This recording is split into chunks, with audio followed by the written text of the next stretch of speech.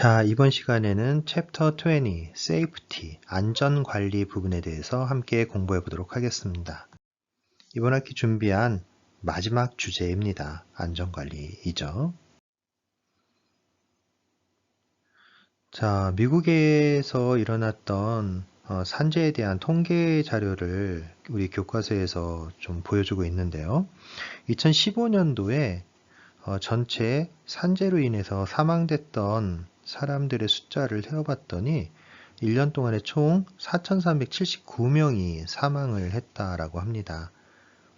그런데 이 중에서 건설업에 종사하고 있는 사람들의 비중을 따져봤더니 전체 산업 대비 21.4% 정도 되었다고 하니 다른 산업 분야에 비해서 상대적으로 산업재해가 좀 많이 발생을 했고 또 그로 인해서 많은 사망자가 발생했다라고 해석이 가능합니다. 이러한 통계는 우리나라에 있어서도 크게 다르지 않은데요. 이게 어느 정도로 많은 숫자냐 하면 2003년도에 건설업 산재 사망자 수와 이 당시 그 이라크 전쟁이 벌어졌던 시기죠. 18개월 동안에 이라크 전쟁에서 전사했던 군인들의 숫자를 세어봤더니 이 전사자들보다도 오히려 산재 사망자 숫자가 훨씬 더 많았다라는 거예요. 그래서 이만큼 되게 중요한 그러한 요소라는 것을 강조하고 있습니다. 자, 그럼 왜 안전이 중요하냐? 크게 세 가지 측면에서 얘기를 해볼 수 있을 텐데요. 기본적으로 첫 번째는 인도주의입니다. 사람의 목숨은 매우 귀한 것이기 때문에 당연히 인도주의 차원에서 안전에 신경을 써야 되겠습니다. 두 번째, 경제적인 이유입니다. 만약에 현장에서 산재가 발생을 한다라고 하면 이로 인한 피해가 엄청나게 커진다는 거죠. 따라서 최초에 오히려 안전관리를 철저히 하는데 들어갔던 비용보다도 이런 안전사고가 발생함으로 인해서 발생하는 그 비용이 훨씬 더 크기 때문에 처음에 조금 비용이 들더라도 안전관리를 철저히 하는 것이 오히려 경제적인 측면에서 봤을 때 전체적으로 봤을 때는 더 이득이 남는 행위다라고 이해할 수 있는 것이죠. 따라서 이러한 측면에서 봤을 때도 안전관리에 비용을 투자를 하는 것이 절대 경제적으로 낭비가 아니다라는 이유를 들 수 있는 것입니다.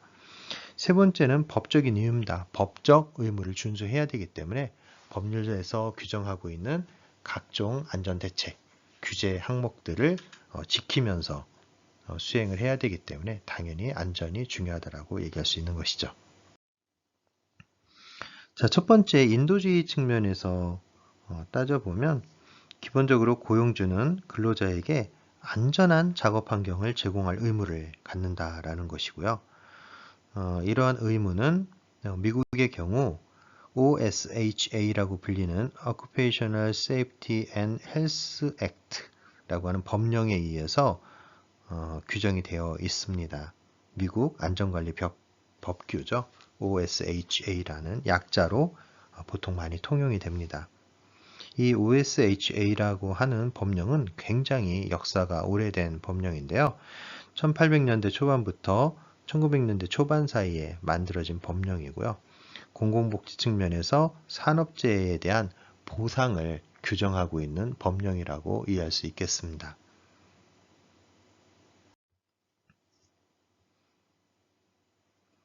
자, 20.3절에서는 경제적 측면에서 안전관리가 왜 중요한가 하는 것들을 언급을 하고 있는데요.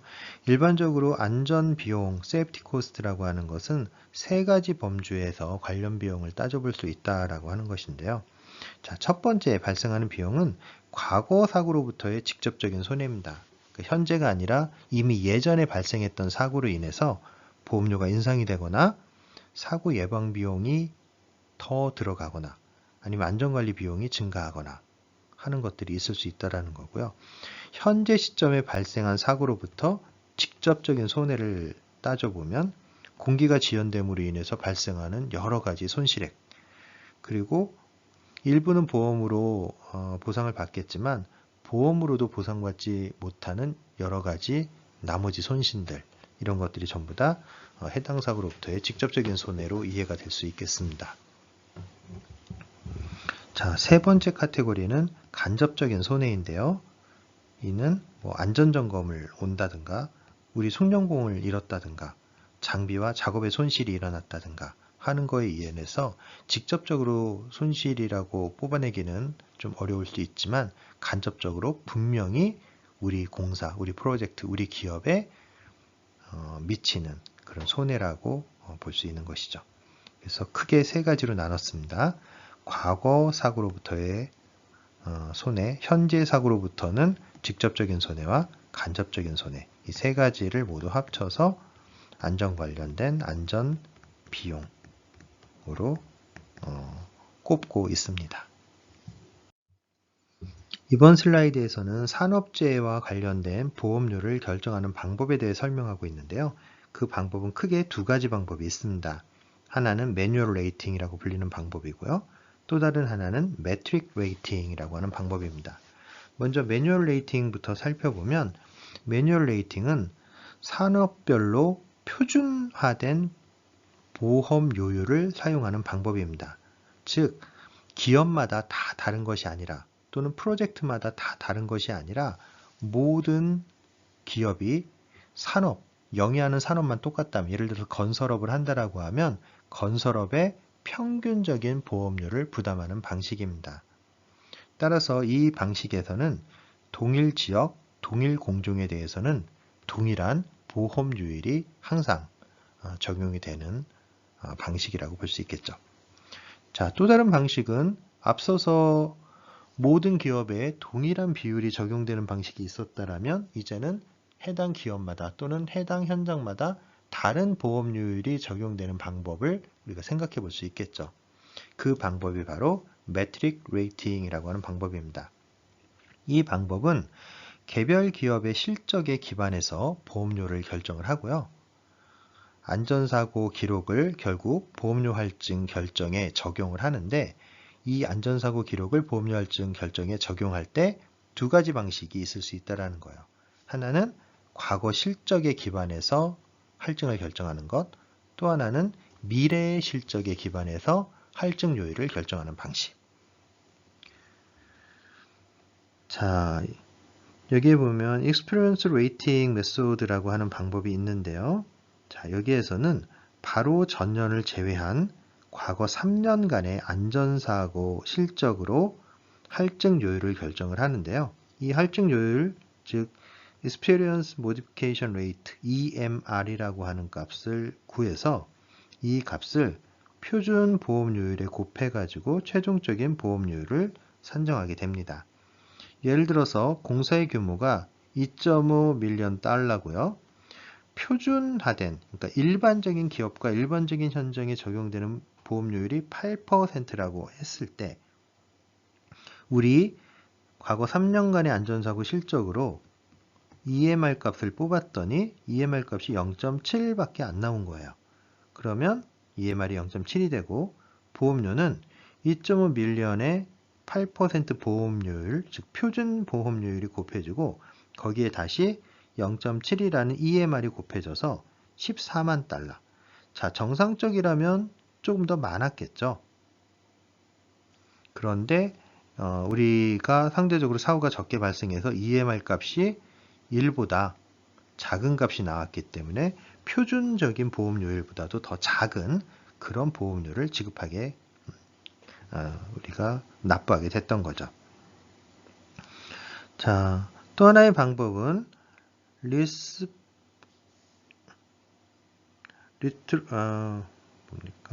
Retrospective Rating Method라고 하는 방법인데요.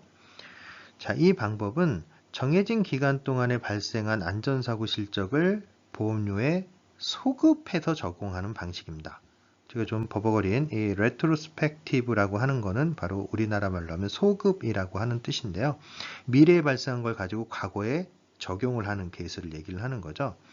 그래서 미래 실적을 바탕으로 보험료가 조정되는 케이스를 얘기를 하고, 이 방법에서는 일단 선불로 보험료를 낸 다음에 연말에 예상보다 사고가 적게 발생했다라고 하면 일정 금액의 보험료를 되돌려받는 캐시백하는 그런 방식으로 운영이 된다라는 겁니다.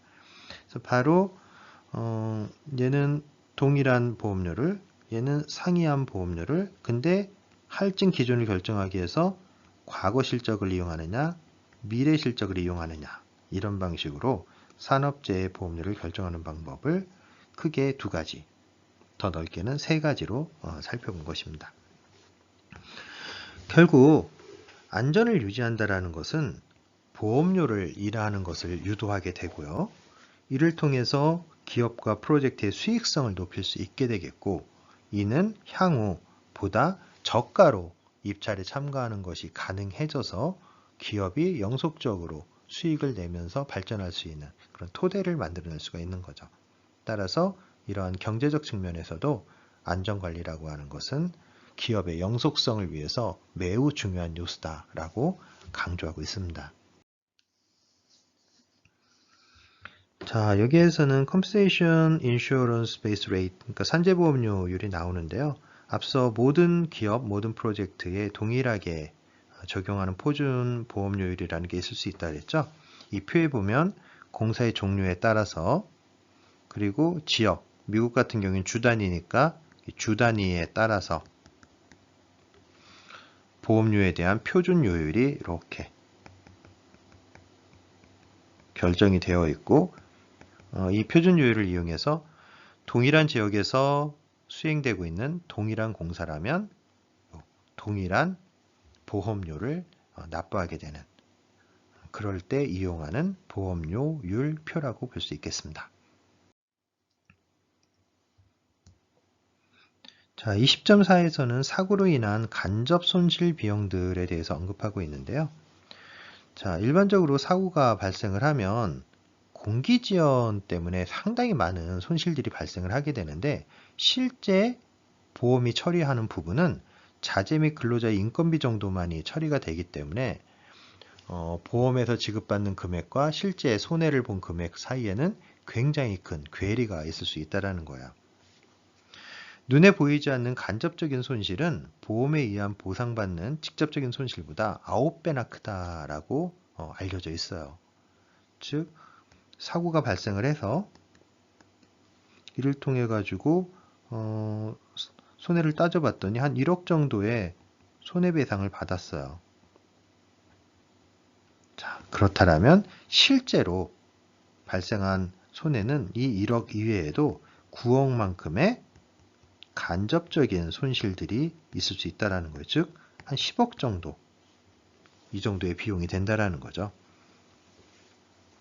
자, 이런 사고로 인한 간접 손실 비용은 사고를 처리하기 위한 손실, 그리고 부대 비용, 인건비 관련된 손실, 승전공 관련된 손실, 생산 관련된 손실, 기타 사회적 손실들을 모두 포괄하는 개념이라고 볼 수 있겠습니다.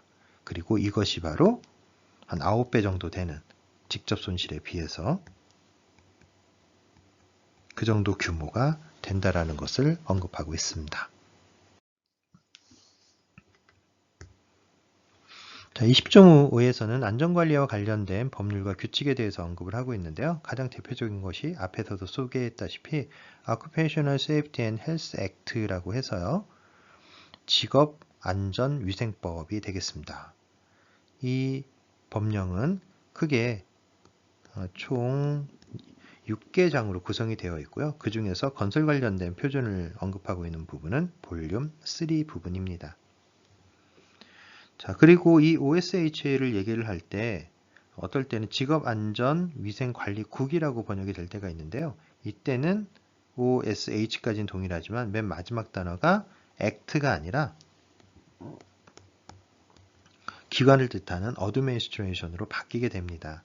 그래서 법령을 뜻하느냐, 그 법령을 집행하는 기관을 뜻하느냐에 따라 가지고 플레임은 다르지만 약자로는 똑같이 OSHA라고 사용이 된다라는 걸 기억하시면 되겠습니다. 참고로 우리나라에서 1981년 제정된 산업안전보건법에 대해 간단히 살펴보도록 하겠습니다. 산업안전보건법이 제정되기 전에는 기본적으로 근로기준법에 의해서 근로자의 안전과 보건에 대한 규제가 있었습니다. 하지만 이게 전문적인 법률이 아니다 보니까 아무래도 구멍이 좀 많았죠. 그래서 근로자의 안전과 보건 부분에 대해서 새롭게 정비를 해서 법을 제정하게 되었는데요. 바로 그 법이 1981년도에 제정된 산업안전보건법입니다. 미국의 OSHA와 같은 개념의 법안이죠. 자, 이 법안에서는 안전보건관리체계, 안전보건관리규정, 유해위험, 예방조치, 근로자의 보건관리, 감독과 명령, 산업재해예방기금 등에 대한 법적 근거들을 만들어 놓고 있는 법이고요. 일반적인 법률이 그렇듯이 이 법 아래에도 시행령이나 시행규칙을 두어서 좀 더 세부적인 내용들을 정의하고 있습니다. 특히 산업안전보건 기준 부분을 좀 더 디테일하게 규정함으로써 작업자의 안전과 보건에 대한 우리가 꼭 지켜야 되는 내용들, 이런 것들을 명시적으로 나타내고 있는 법이 바로 산업안전보건법이 되겠습니다. 자, 이 OSHA라고 하는 법령은 실제 1969년도에 Construction Safety Act라는 게 만들어져서 이것이 OSH의 일부분으로 포함이 되었고요. 또한 이 OSH 법령의 영향을 받아서 1971년도에 Construction Standard 부분이 만들어졌다고 볼 수 있습니다. 이 그림을 보시면 OSH라는 법령이 다른 법령들과 어떤 관계를 맺고 만들어졌는가 하는 것들을 이해하실 수 있겠습니다. 20.6에서는 OSHA에 대한 requirement, 요구사항들, 그러니까 이 기관에서 해당 사업장마다 어떤 것들을 요구하고 있는가 하는 것들을 나열하고 있는데요.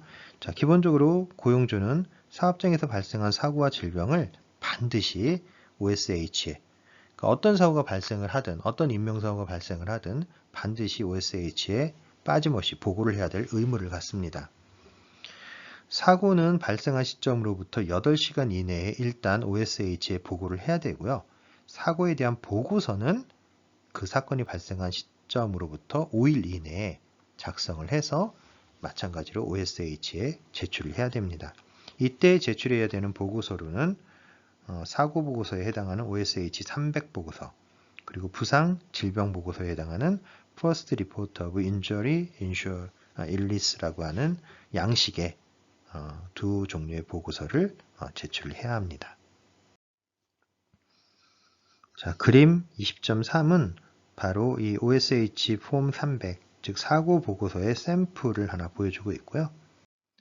다음에 그림 20.4에서는 Typical First Report of Injury and Illness Form이라고 해서 부상과 질병에 관련된 보고서 샘플을 또한 보여주고 있습니다.